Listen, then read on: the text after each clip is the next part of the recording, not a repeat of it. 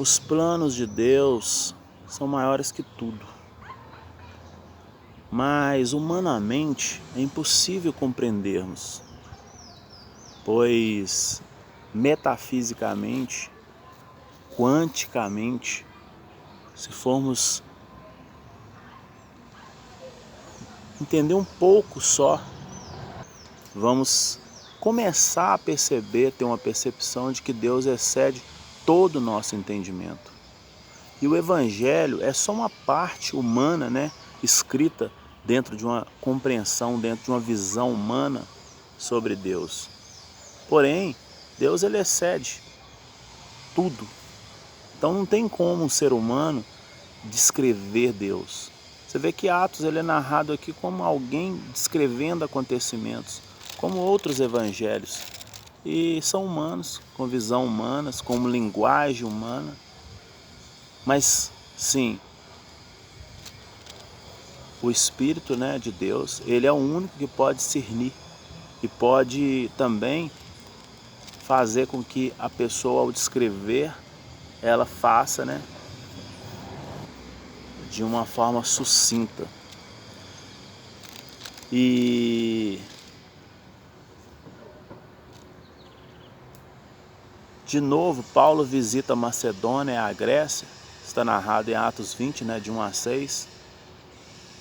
Cessado o tumulto, Paulo mandou chamar os discípulos, tumulto que nós descrevemos no final do capítulo 19, outro vídeo, outro estudo. E tendo-o confortado, despediu-se para a Macedônia.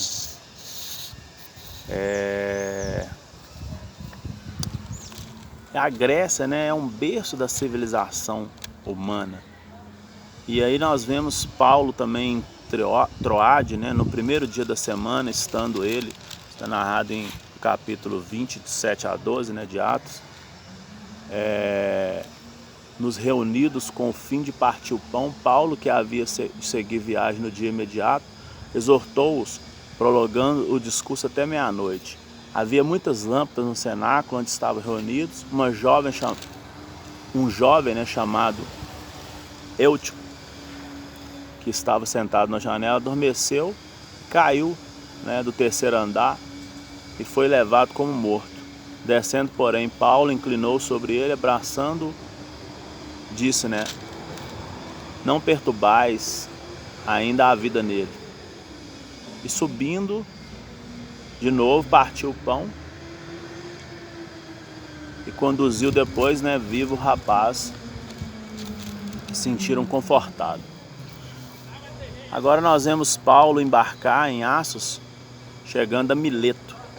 Mileto é um lugar interessante, que inclusive tem o Tales de Mileto, que era um dos filósofos bem estudado no segundo ano, médio nosso, Tales de Mileto, então famosa essa cidade.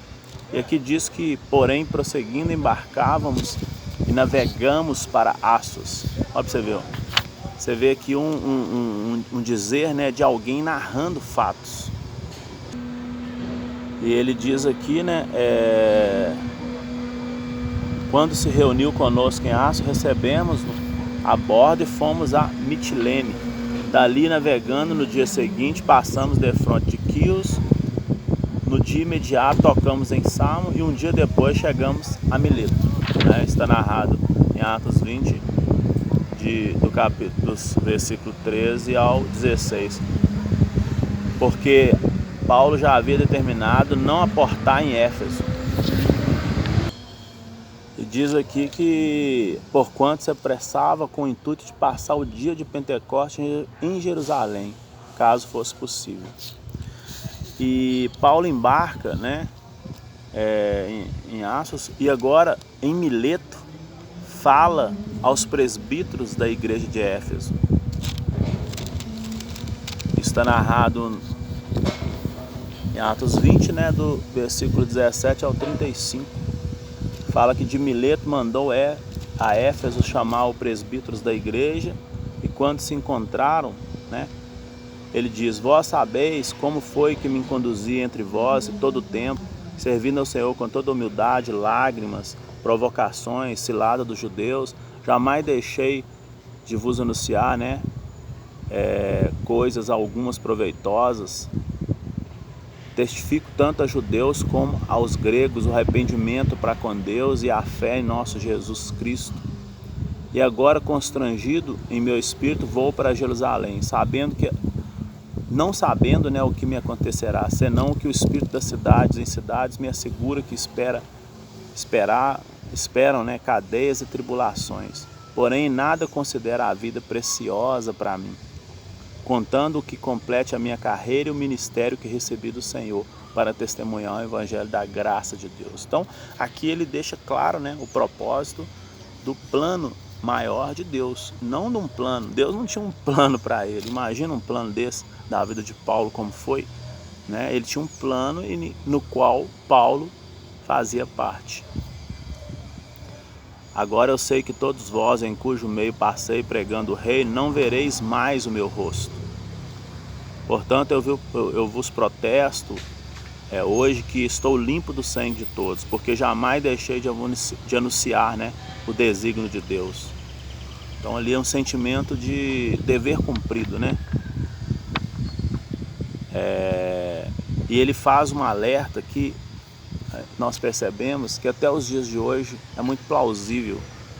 Ele fala, olha, eu sei que depois da minha partida, entre vós penetrarão lobos vorazes, que não pouparão rebanho, e que dentre vós mesmos se levantarão homens falando coisas pervertidas para arrastar discípulos atrás deles.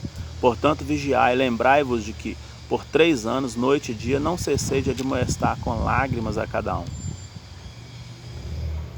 Então, é interessante, ele ora no final aqui, em Atos 21, ainda de 36 a 38, ele diz, tendo dito essas coisas, ajoelhou, orou com todos eles. Então houve grande pranto entre todos, abraçando, beijando, né? E entristecidos por saber que ele disse, né, que não veriam mais o seu rosto.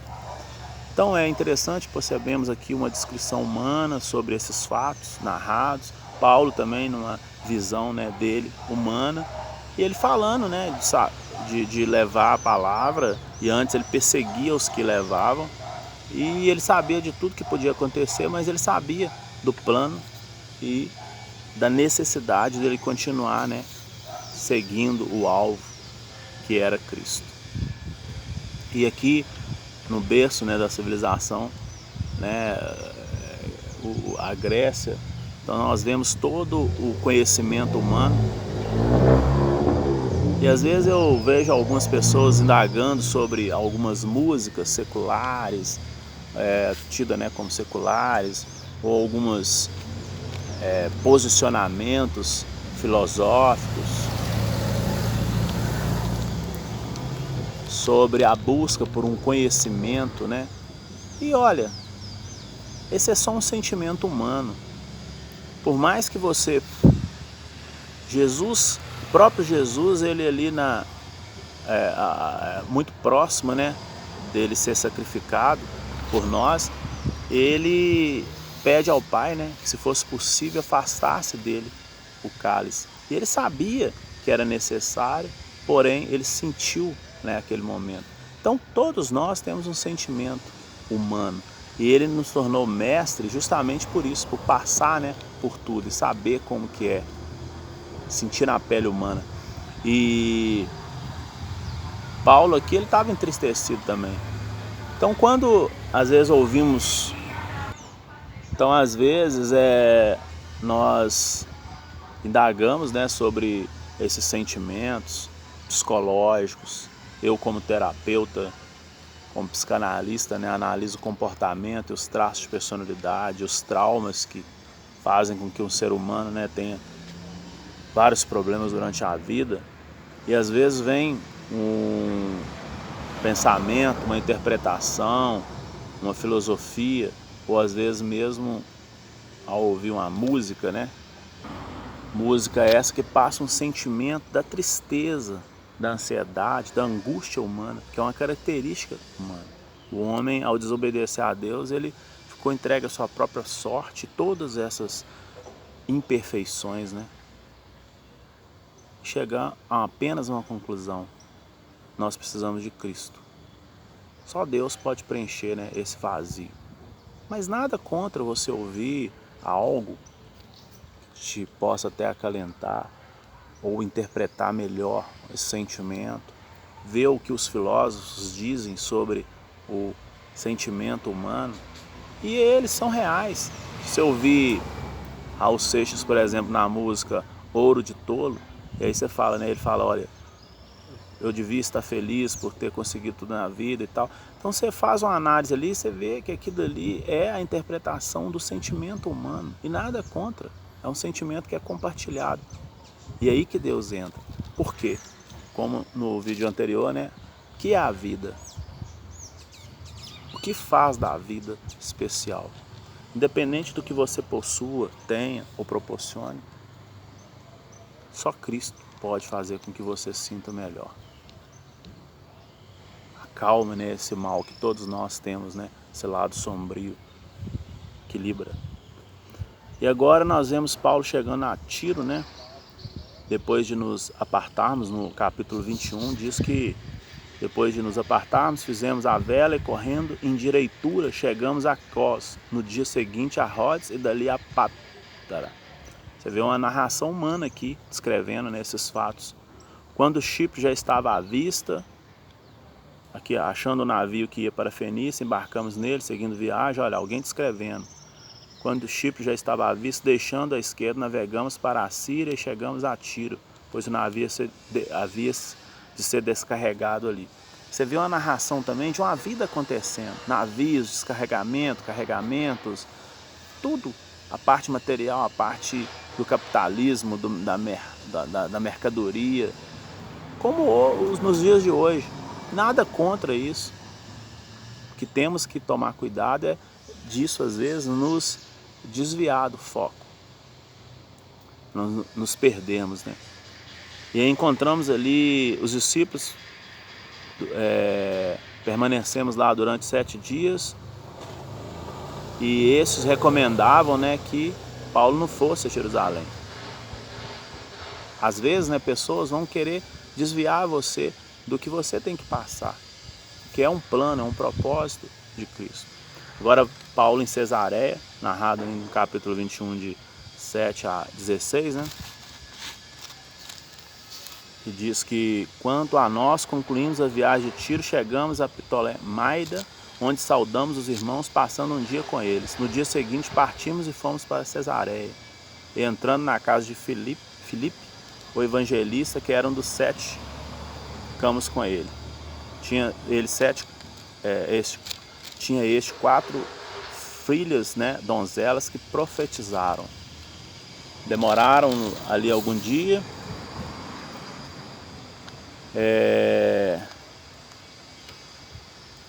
E vindo ter conosco, tomando o cinto de Paulo, ligando com ele, o próprio pés e mãos, declarou. Isso um profeta, né? Chamava Ágabo. Ele declarou: isto diz o Espírito, assim os judeus em Jerusalém farão ao dono deste cinto e o entregarão nas mãos dos gentios. Ele já estava profetizando, né, o que aconteceria com Paulo. E aí todos ficaram consternados ao ouvir aquela palavra, né? Então ele respondeu, Paulo, né, que fazeis chorando e quebrantando o coração? Pois estou pronto, não só para ser preso, mas até para morrer em Jerusalém pelo nome do Senhor.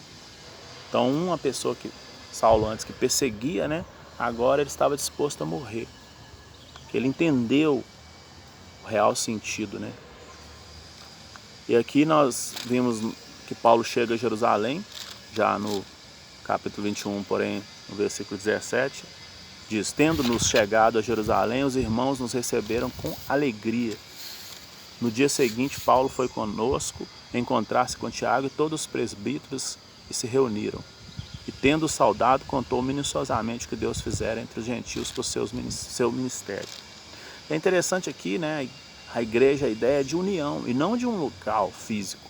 E um cuidado muito grande, né, em esse local físico, ele exigir valores, investimentos, custos, E isso fazer com que às vezes desvie a ideia, né, de ajudar quem precisa, os necessitados, de levar a palavra de Cristo, né, o verdadeiro amor de Cristo. E aí às vezes você percebe que os líderes se perdem, né? E aqui é interessante que no finalzinho aqui fala que foram informados a teu respeito, que ensinavam os judeus entre os gentios a apostarem de Moisés, dizendo-lhe que não deviam circuncidar os filhos, nem andar segundo os costumes da lei. Então nós vemos que Paulo ele leva a palavra de Cristo para os gentios, os gregos. E os gregos não tinham essa cultura da circuncisão, né? E ele fala, olha, contando que eles creem em Cristo, né, Deus vai fazer o trabalho. Então você leva o amor de Cristo às pessoas e permitam que elas leiam o Evangelho, de preferência de Gênesis, Apocalipse, nem que seja uma frase. E Deus vai fazer a obra ao longo do tempo. Não precisa de você ficar preocupado em dizer o que ele deve ou não fazer. Mas as pessoas, às vezes, elas são muito levadas pela lei, né? E levadas por costumes e achar que são protocolos, né? Como se fossem talismãs que deveriam ser seguidos. E a essência é o amor de Cristo, né? É a obediência. Mas mesmo aqueles que às vezes fazem coisas que não permite, né, assentar na mesa com o Pai, ao longo do tempo Deus vai trabalhando o Espírito, né, na vida da pessoa. Não precisa de você ficar, né, com toda essa preocupação que aqui estavam eles.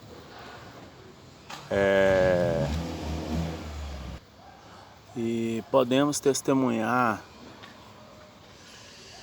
a prisão de Paulo, né, em Atos 21, de 27 a 40.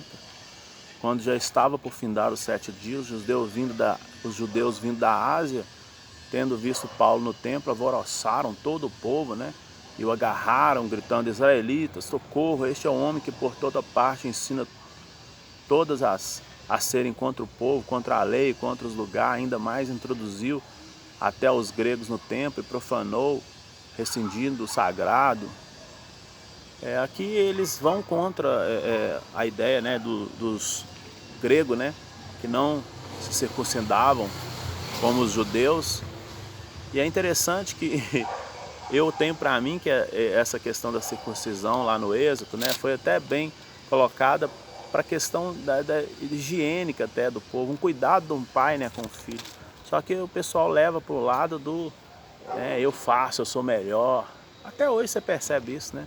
Eu pratico, como se alguém, por exemplo, que cometesse um ato ilícito, fosse diferente de um outro, né? Ou um que está, por exemplo, cometendo um tipo de pecado, consequências são diferentes, mas pecados são os mesmos. E aqui eles não queriam, né, que os gregos viessem para Cristo, né? Porque eles tinham que ser circuncidados, né? Uma cultura ali. E Paulo ele levava a coisa de uma forma muito mais inteligente, né? E muito mais do amor de Cristo para com todos. E aí nós percebemos aqui ainda em Atos 21, né, do 27 ao 40, que procurando eles matá-lo, chegou ao conhecimento do comandante da força, né, de toda Jerusalém. E este, né, viu que Jerusalém estava amotinada ali. Então este, levando logo soldado, centurião, correu para o meio do povo e apoderou-se, né, da situação ali. E na multidão uns gritavam, né, de um modo, outros de outro, e ordenou que Paulo fosse recolhido às forças. E dando continuidade aqui, nós vemos que Paulo ia sendo recolhido à fortaleza, né? Ele disse ao comandante, permite dizer algo? Esse respondeu, sabes o grego? E é interessante que o ser humano, igual hoje, você comete às vezes alguma atrocidade, né? A primeira coisa que é perguntada é sobre documentação, se está tudo em dia. Então você vê que os costumes, né, os protocolos humanos, uma coisa às vezes até meio que irracional, mas E aí, obtida a permissão, Paulo em pé fez com a mão sinal ao povo, né? Fez grande silêncio e ele falou em língua hebraica. E aí ele diz: irmãos e pais, ouvi agora a minha defesa perante vós. Quando ouviram que lhe falavam em língua hebraica, né? Esses guardaram ainda maior silêncio. Olha para você ver o respeito por ele falar em hebraico, né? Era uma pessoa instruída. É interessante que até quando ele vai para Atenas, né? Você vê que ele fala de um povo que é mais instruído, que requeria um pouco mais de discernimento, né? De uma forma mais inteligente de se falar, que as pessoas que procuravam interpretar o que era dito, né? De uma forma mais sucinta. Então são coisas, né, da sociedade, são protocolos, né, dos seres humanos. Então aqui é descrito por um humano, você vê toda uma interpretação aqui humana, e aí ele narra, né, tudo que aconteceu com ele, quando ele era Saulo, nós já estudamos isso aí, todo mundo já sabe da história, né, e ele era convencido, e aí ele passou a ser convertido, né, e aí ele fala da luz lá em Damasco, que o cegou, e Deus, e o Senhor, né, falando, Saulo, Saulo, por que me persegues? E depois Ananias, né, que o curou da cegueira, que foi enviado por Deus. E aí depois da mudança dele. E agora nós vemos que no capítulo 22,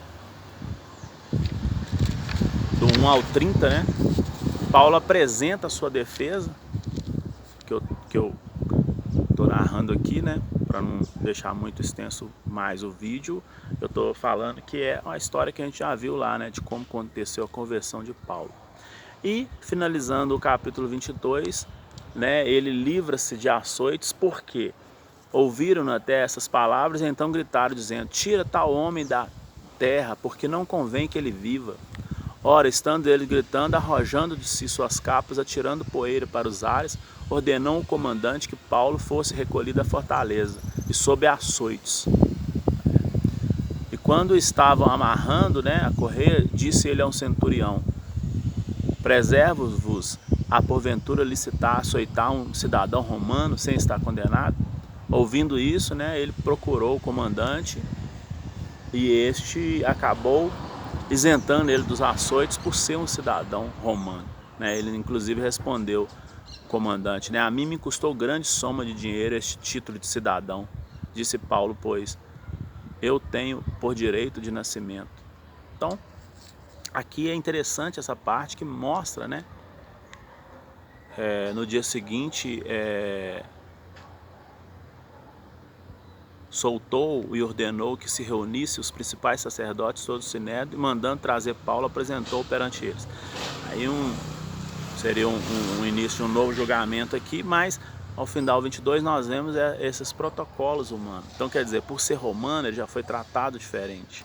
Então você vê que o ser humano ele tem esses trâmites. Então, como eu disse, todo o conhecimento humano, toda a visão, até descrita aqui, narrada nesse livro de Atos, né, sobre os fatos, você vê que é uma visão humana. Tem algumas partes na Bíblia que diz, e o Senhor disse, né? E disse o Senhor, aí sim, Deus falando, poucas. Inclusive, até com homens, né? Relatos dele falando com homens também são poucas. Que tem que tomarmos cuidado nessa questão de como eu vejo que a profecia, né, ela é nos falada através da palavra hoje, em determinados momentos da nossa vida. E às vezes a gente vai até uma pessoa, né, esperando que ela diga algo que vem de Deus, e tem que tomar muito cuidado, porque Deus fala pouco, né, com homens, e esses homens têm que ser de uma relevância, né, não que nós merecemos nada, mas Deus ele é muito santo, né, muito perfeito. Então em alguns momentos na história ele falou com alguns, então temos que ater a isso. E na Bíblia, na própria Bíblia, que é a palavra dele, vamos dizer assim, que é iluminada, né, por ele para que escrevessem, tem momentos que ele diz, mas tem a maioria dos momentos que são humanos escrevendo acontecimentos ou visões, né, que eles têm. Porque quando você vê Salomão, por exemplo, falando lá no livro dele que mais vale um aborto do que um homem que viveu 100 anos, eu acredito que Deus ele não pensa assim. Aquilo ali era uma fala de Salomão. E outras mais, então temos que ater a isso. Isso aqui é uma coisa, um evangelho instruído por Ele, né? Iluminado por Ele para que escrevessem, porém tem que ser muito bem interpretado e discernido por nós. E assim eu finalizo esse capítulo 22, né? Nesse estudo de Atos. Depois seguiremos do 23, mas com essa visão, né? De que Deus é maior que tudo. E o plano dele, né? Os planos dele não se frustram. Amém?